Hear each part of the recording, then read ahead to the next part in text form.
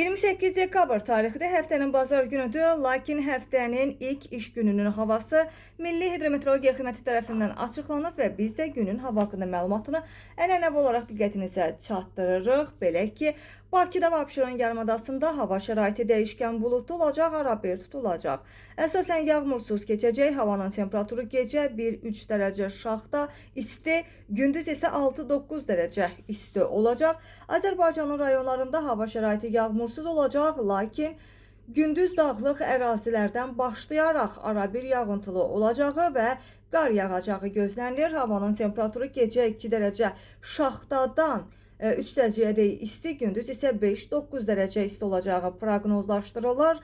Dağlarda isə gecə 5-10 dərəcə şaxta, yüksək dağlıq ərazilərdə isə 10-15 dərəcə şaxta olacaq. Gündüz isə 1-6 dərəcə şaxta ehtimalı var. Gecə və səhər bəzi dağlıq ərazilərdə yolların buz bağlama ehtimalı var. Bununla əlaqədar diqqətli olmağı çağırırıq. Qeyd eləyək ki, həftənin ilk iş günü üçün ümumi olaraq Bakıda hava şəraiti buludlu olacaq, dağlıq ərazilərdə isə qar gözlənilir.